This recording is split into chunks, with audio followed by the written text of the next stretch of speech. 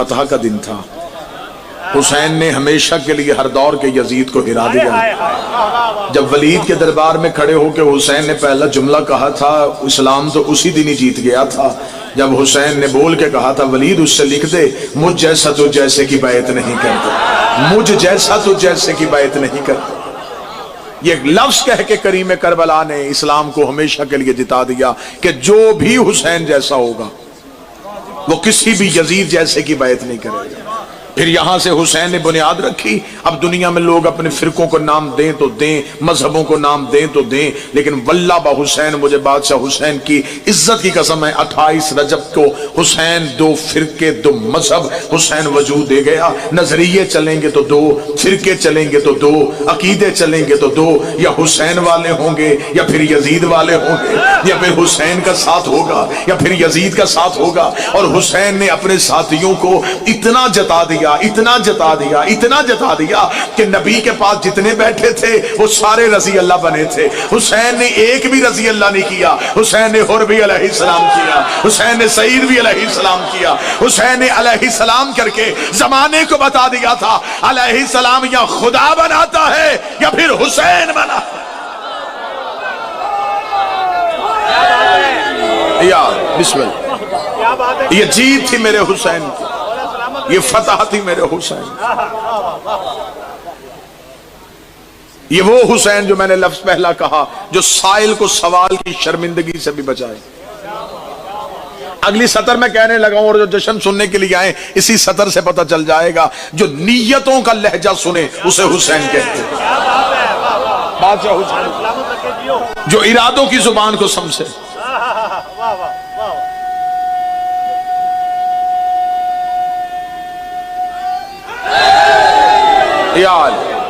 بسم اللہ۔ بابا جی دو طرح کے نظریات ہیں، یا حسین کا نظریہ ہے یا یزید کا نظریہ۔ امام حسین علیہ السلام سے بیعت مانگی گئی اور حسین نے انکار کر دیا۔ یہ انکار اسلام کی جیت تھا، کیونکہ یہ بیعت مانگ رہا تھا تو اس کا اکیلا نہیں تھا، اس کے ہاتھ میں اس کے باپ کا ہاتھ تھا، اس کے ہاتھ میں ابو سفیان کا ہاتھ تھا، اس کے ہاتھ میں نمرود کا ہاتھ تھا، اس کے ہاتھ میں فرعون کا ہاتھ تھا، اس کے ہاتھ میں ابلیس کا ہاتھ تھا۔ جس سے بیعت مانگ رہا تھا ہاتھ اس کا بھی اکیلا نہیں تھا۔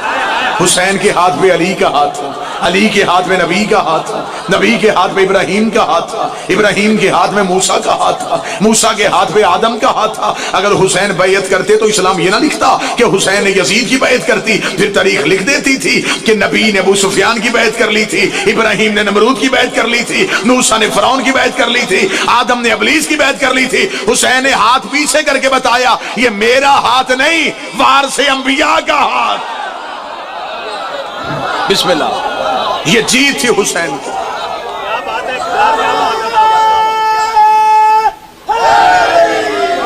بادشاہ لہذا آج اہل سنت ہے تو اہل سنت رہے، اہل حدیث ہے تو اہل حدیث رہے۔ آج 3 شعبان میں اگر کوئی میرا سنی بھائی بیٹھا ہے تو اسے آج کے دن یہ عہد کرنا ہوگا کہ اسے حسین کے نظریے کی حمایت کرنی ہے، حسین کے نظریے کی حمایت اسلام کی حمایت۔ کیا بات ہے واجب۔ نظریے کی حمایت کیوں ضروری ہوتی ہے؟ میں نوجوان بچوں کو بات سمجھانے کے لیے کہہ دیتا ہوں۔ ابھی کو بہت زیادہ عرصہ نہیں گزرا، تھوڑے دن پہلے نیوزی لینڈ میں مسجد میں فائرنگ ہوئی، 40 نمازی شہید ہوئے۔ اس ملک کی پرائم منسٹر نے سر پہ سیاہ دوپٹہ اوڑھا، کالا لباس پہنا، وہ مسلمانوں کے پاس آئی۔ بابا جی اس میں حوالہ دینے کی ضرورت تو نہیں، یہ باتیں تو پوری دنیا نے دیکھی۔ اس نے اپنے پارلیمنٹ کے اجلاس کا آغاز قرآن کی تلاوت سے کروایا۔ پھر اس عیسائیوں کے، نیوزی لینڈ کے بچوں نے، عیسائی مذہب تھا ان کا، انہوں نے معذرت نامے لکھ کے مسلمان بچوں کے گھروں میں دیے۔ یہ سب کچھ کیوں ہوا؟ اور پوری دنیا میں اس عورت کے کردار کو سراہا گیا کہ اس عورت نے ایک مثال قائم کر دی ہے۔ اس فرقہ واریت کے دور میں، اس دہشت گردی کے دور میں، اس تنگ نظری کے دور میں، اس نے عیسائی عورت ہو کے جس نے مسلمانوں کے دل جیت لیے ہیں۔ بڑے بڑے اسلامی اسکالر نے اس عورت کو خراج تحسین پیش کیا۔ اب انہی اسلامی اسکالر سے میں سوال پوچھنا چاہتا ہوں، کیا وہ سیاہ دوپٹہ اوڑھنے سے مسلمان ہو گئی تھی؟ کیا قرآن کی تلاوت سننے سے اس کا دل موم ہو گیا تھا؟ کہتے نہیں جی، بے شک مسلمان نہیں ہوئی۔ تو پھر اس نے پارلیمنٹ کی تقریر میں مسلمانوں کے چہروں پہ بہت بڑا تماچا مار دیا اور مسلمانوں کو اس نے ہدایت کا رستہ کھول کے بتا دیا۔ اس نے کہا میں نے صرف یہ لباس پہن کے آج آغاز اس لیے کیا ہے کہ قاتل کا تعلق ہمارے قبیلے سے ہے. میں دنیا کو بتانا چاہتی ہوں کہ ہمارا تعلق مقتول سے ہے, قاتل سے نہیں ہے. ہمارا تعلق مظلوم سے ہے, ظالم سے نہیں ہے. تھوڑی دیر کے لیے مجلس حسین میں آیا کر تاکہ اللہ کو گواہ بنائے کہ تیرا تعلق حسین سے ہے, یزید سے نہیں. بسم اللہ سے بادشاہ حسین.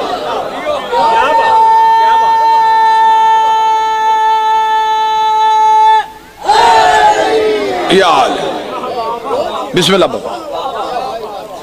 اگر وہ بسم اللہ اگر وہ عیسائی عورت ہو کے مقتول کے نظریے کی حمایت کر سکتی ہے تو تمہیں بھی نظریہ حسین کی حمایت کرنی پڑے. 10 محرم 61 ہجری تک حسین رسول سے تھے. میں جملہ پھر کہنے لگا ہوں پڑھے لکھے احباب کے لیے. 3 شعبان سے لے کے 10 محرم 61 ہجری تک حسین رسول سے تھے. 10 محرم 61 ہجری سے لے کے قیامت تک اب رسول حسین سے ہے. حسین منی و انا من الحسین کی حدیث 2 حصوں میں بٹ گئی. 3 شعبان کو رسول نے حسین کو ہاتھوں میں لے کے کہا تھا حسین منی و انا من الحسین, حسین مجھ سے ہے, میں حسین سے. ذرا یہاں پہ ایک لفظ میں کہنا چاہوں گا, یہ قرآن کے نص کے مطابق امام حسن اور امام حسین رسول کے بیٹے. تھوڑا میں 2-4 بڑی نئی باتیں آپ کو سنانا چاہتا ہوں. دیے مولا علی کو بیٹے, پھر اللہ نے رسول کے بنا دیے. صلب علی میں ہیں, بیٹے نبی کے ہیں. میرے مالک اگر تو نے نبی ہی کے بیٹے بنانا تھا تو نبی ہی کے گھر اتار دیتا. کیا بات ہے, واہ جی واہ. یہ حکمت سمجھ میں نہیں آئی کہ دیے علی کو پھر مباہلے میں رسول کے بنا دیا, پھر اب رسول ہی کے بیٹے کے پہچانے جائے. میرے مالک اگر رسول ہی کے بیٹے بنانے تھے تو پھر رسول کو بیٹے دے دیتا, علی کو بیٹے دے کے پھر رسول کو کیوں دیے. عجب نہیں کہ آواز پروردگار جو آئے وہ آج کے جشن کے حوالے سے دلیل سنیے گا. آواز پروردگار جو آئے, عجب نہیں کہ آواز پروردگار ہے, دیے علی کو بنائے رسول کے. خدا نے پہلا اصول تو یہ قائم کر دیا کہ رسول نے بھی بیٹے مانگے تو پھر علی سے مانگے. تو بات سمجھ میں آئے تو بولیے گا. میں 3 اور 4 شعبان ایک ہی جملے میں اکٹھی پڑھنے لگا ہوں. پہلے دیے علی کو, پھر بنا دیے رسول کے, تاکہ خدا نے زمانے میں ریت ڈال دی کہ نبیوں کو بھی بیٹے کی ضرورت پڑے تو پھر علی سے مانگ لیتا ہے. اور علی سے بیٹے مانگنا بدعت نہیں ہے, رسول کی سنت ہے. علی سے بیٹے رسول نے مانگے اور میرے مالک تو نے نبی کے بیٹے کیوں نہ بنائے. آواز پروردگار آئے کہ اگر میں علی کے بیٹے نہ بناتا اور نبی کے بیٹے بنا دیتا پھر دونوں کو, حسن کو بھی نبی بنانا پڑتا, حسین کو بھی نبی بنانا پڑتا. حسن کو بھی نبوت دینی پڑتی, حسین کو بھی نبوت دینی پڑتی. میرے مالک مجبوری کیا تھی, آواز آئی اس لیے کہ نبی کو بنا بیٹھا تھا سید الانبیاء. اگر حسن اور حسین کو نبی نہ بناتا تو قیامت والے دن ابراہیم اور یعقوب کہہ دیتے کہ ہمارے تو بیٹے نبی ہیں, تیرے تو بیٹے ہی نبی نہیں ہیں. اس لیے حسن حسین کو نبی کے بیٹے نہیں بنایا کیونکہ نبوت کا دروازہ بند تھا. بنائے علی کے بیٹے, پھر رسول کے بیٹے دے دیے. اچھا میرے مالک یہ تو نبوت کا دروازہ بند تھا اس لیے علی کو دے کے نبی کے بیٹے بنائے. لیکن یہ کمال قدرت سمجھ میں نہیں آیا کہ عباس بیٹا ام البنین کا ہے لیکن بنا فاطمہ کا دیا. آواز نہیں پروردگار آئی, اگر میں فاطمہ کو عباس دیتا تو عباس کو بھی امام بنانا پڑتا کیونکہ علی کے بیٹے امام نہیں, زہرا کے بیٹے امام.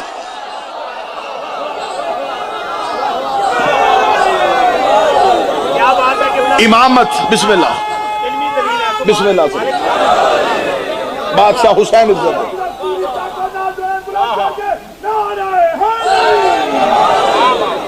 امامت میراث علی نہیں. اگر امامت مولا علی کی میراث ہوتی تو علی کا ہر بیٹا امام ہوتا. امامت میراث ہے سیدہ کی, علی کے سارے بیٹے امام نہیں, زہرا کے سارے بیٹے امام.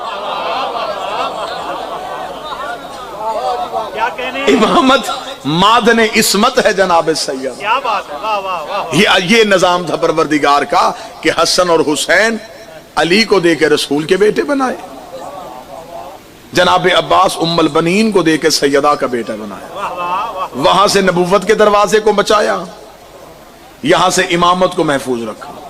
اور 3 شعبان زمانے میں جب حسین جیسا بادشاہ ہے تو حسین نے زمانے میں آتے ہی سب سے پہلے دنیا کو امام کا اختیار بتایا۔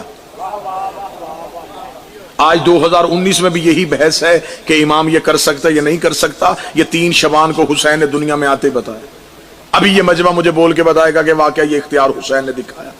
حسین نے سب سے پہلی معافی وہاں کے رہنے والے کو دی۔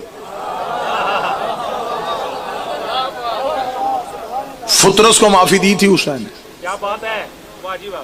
فطرس رہتا عرش پہ تھا، معافی حسین نے فرش پہ دی۔ اور یہ بھی قانون سمجھ میں نہیں آیا کہ وہاں سے آیا تھا وہیں سے معاف کر کے آتا۔ ہائے ہائے ہائے ہائے، مولا حسین آسمان سے آئے تھے نا تو وہیں پہ معاف کر کے آ جاتے۔ جب یہ نور آدم سے پہلے سے تھا تو پہلے ہی معاف کر دیتا، نہیں، حسین پہلے زمین پہ آئے، پھر پیچھے فطرس کو بلوایا، پھر یہاں آ کے معافی دی، تاکہ زمانے کو پتا چلے کہ وہاں کا بادشاہ بھی حسین ہے، یہاں کا بادشاہ بھی حسین۔ اگر بات تھوڑی سمجھ آئے تو میں بات اور آسان کر دیتا ہوں۔ فطرس کو سزا کس نے دی تھی؟ اللہ نے۔ معافی کس نے دی؟ مولا حسین نے۔ جسے بڑی عدالت سزا دے دے، چھوٹی عدالت تو اس کو سماعت ہی نہیں کرتی۔ جسے سپریم کورٹ سزا دے، ہائی کورٹ تو اس کا مقدمہ ہی نہیں سنتی۔ بڑی عدالت کے بعد چھوٹی عدالت میں تو آیا ہی نہیں جاتا۔ بڑی عدالت کے بعد پھر ایک ہی طریقہ کار ہوتا ہے، رحم کی اپیلیں۔ صدر کے نام اپیل ہوتی ہے کہ سپریم کورٹ میں مقدمہ ہے، اپیل آپ سن لیں۔ اس کا مطلب ہے جسے اللہ سزا دے اسے صرف حسین چھڑا سکتا۔ سزا دی تھی، سزا دی تھی اللہ نے، معاف کس نے کیا؟ وہاں کے مجرم کو یہاں بلایا، ادھر کے مجرم کو ادھر بلایا، اور فیصلہ کیا حسین نے جھولے کی عدالت میں۔ حسین نے جھولے میں عدالت لگائی اور سب سے پہلا حسین کا سائل عرض سے آ گیا۔ جبریل نے آ کے بتایا، اور یہاں میں لفظ کہوں گا اور پوری ذمہ داری سے کہوں گا، علامہ مجلسی نے حیات القلوب میں لکھا فطرس تخلیق آدم سے پہلے کا مجرم تھا۔ حضرت آدم کی تخلیق سے پہلے فطرس جرم کر چکا تھا۔ مثلی یہ لفظ اس نے تخلیق آدم سے پہلے کہہ دیے تھے۔ حضرت آدم کے پاس وہ اسما تھے جن کے ذریعے توبہ قبول ہوتی تھی۔ فطرس آدم سے وہ نام پوچھنے نہیں آیا۔ جناب نوح نجات کی کشتی لے کے کائنات میں پھرتے رہے، فطرس نوح کے پاس معافی مانگنے نہیں آیا۔ ابراہیم آگ ٹھنڈی کرنے کا طریقہ جانتا تھا، فطرس ابراہیم سے معافی مانگنے نہیں آیا۔ حد ہو گئی 17 ربیع الاول کو خزاؤں پہ بھی بہار آ گئی، حسین کا بھی نانا آ گیا، فطرس نبی سے معافی مانگنے کے لیے نہیں آیا۔ 13 رجب کو اللہ کے گھر میں دیوار میں دراڑ آئی، فطرس علی سے معافی مانگنے کے لیے نہیں آیا۔ 15 رمضان کو زہرا کے گھر حسن جیسا قرآن آیا، فطرس حسن سے معافی مانگنے نہیں آیا۔ ادھر 3 شعبان کی پہلی کرن زمین پہ آئی، فطرس نے انگڑائی لے کے جبریل سے کہا جلدی کر مجھے زمین پہ لے جا، خوشبو بتا رہی ہے کہ میرا طبیب آ گیا ہے، اب حالات بتا رہے ہیں کہ میرا حکیم آ گیا ہے۔ اس وقت جبریل نے فطرس سے پوچھ لیا ہوگا کہ فطرس آدم سے لے کے نبی تک انبیاء آئے، تو کسی نبی سے معافی مانگنے کے لیے نہیں آیا، آج حسین سے معافی مانگنے کیوں جا رہا ہے؟ فطرس نے کہا میں جان نبی کے پاس بھی سکتا تھا، لیکن نبی معاف کرنے سے پہلے لوح دیکھتا ہے، نبی دینے سے پہلے لوح دیکھتا ہے، نبی دینے سے پہلے تقدیر دیکھتا ہے۔ نبی نے دیکھنی تھی میری تقدیر، تقدیر میں تھا میں مجرم، نبی نے مجھے واپس بھیج دینا تھا۔ اب حسین کے پاس کیوں جا رہا ہے؟ اس نے کہا اس کے پاس اس لیے جا رہا ہوں، یہ دیتا پہلے ہے لکھواتا بعد میں۔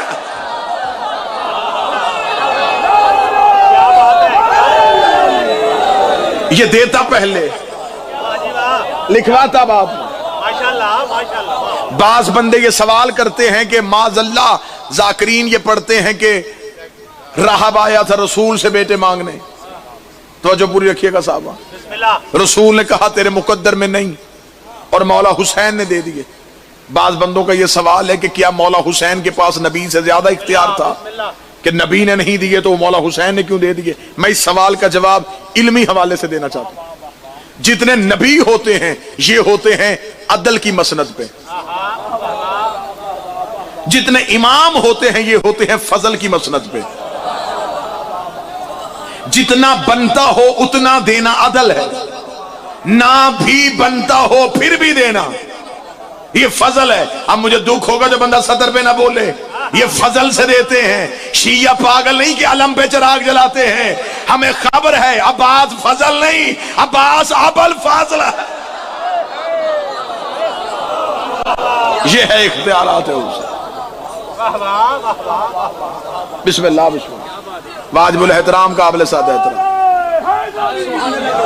بسم اللہ چاہتا ہے بسم اللہ میں جو میرے پاس مصیبت ماضی کے منندوں کی غلامی تو کیا کہا، چاہتا ہے میں جو میرے پاس مصیبت غازی کے منندوں کی غلامی تو کیا کر، اولاد کی روٹی کی اور عزت کی ضرورت، عباس کے پرچم کی سلامتی یا ماشاءاللہ قابل سادہ احترام جناب برادر عزیز وقار منتظر مہندی صاحب، مالک کے بڑے منظور نظر، خوش عقیدہ، خوش زبان، مؤدب اور با ادب ذاکر۔ مالک ہمیشہ قوم کو سلامت رکھے، قوم کو نصیب رکھے، حاسدین کے حسد سے بچائے، شریروں کے شر سے بچائے، دشمن کے وار سے بچائے۔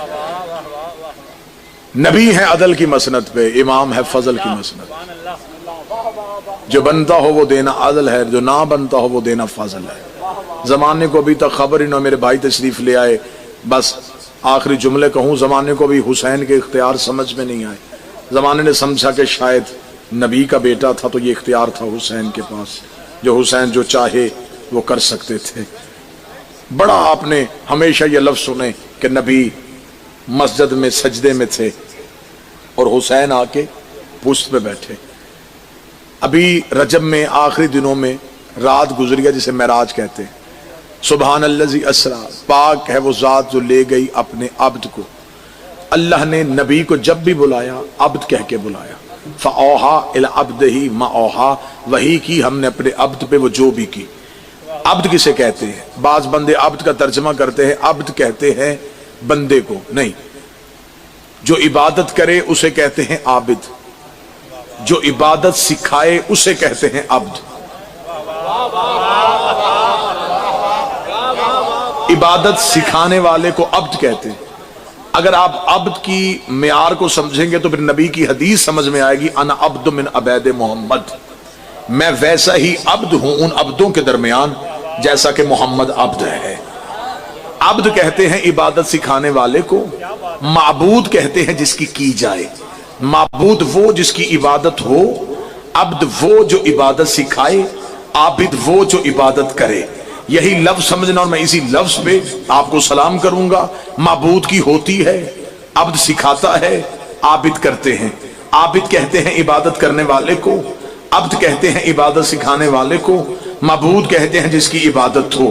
مدینے کی مسجد میں حالت یہ بن گئی تھی کہ معبود کی عبادت ہو رہی تھی، اگلے مصلی پہ عبد پڑھوا رہا تھا، پیچھے عابد پڑھ رہے تھے، عابد پیچھے تھے، عبد آگے تھا، معبود کی ہو رہی تھی۔ امداد سے جملہ سنیے گا، عابد پیچھے تھے، عبد مصلی پہ تھا، معبود کی ہو رہی تھی۔ یہ حجرے کا پردہ اٹھا، ایک شہزادہ عابدوں کی گردنوں سے ہوتا ہوا عبد کی پشت پہ آ کے بیٹھا۔ اس نے عبد کی پشت پہ مصلی بچھایا، اس نے معبود سے کہا تو معبود ہے، یہ عبد ہے، یہ عابد ہے، اب مجھے بتا میں عابدوں میں ہوں، میں عبدوں میں ہوں، تو معبود ہے، مجھے فرق بتا دے، میں عبد ہوں یا عابد ہوں؟ فرمایا میں معبود ہوں، یہ عبد ہے، یہ عابد ہے، تو ہے ابا عبد اللہ،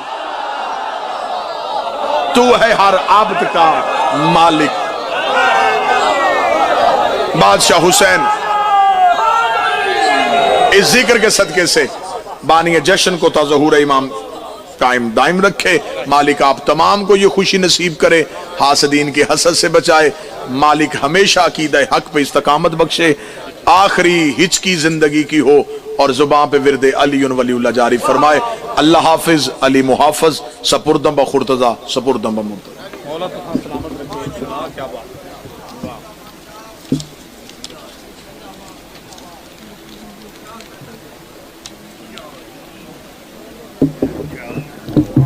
ماشاءاللہ، جزاک اللہ.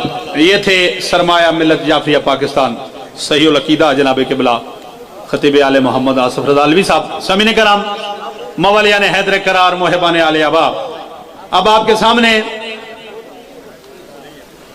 شہنشاہ قصائد مدح خان آل محمد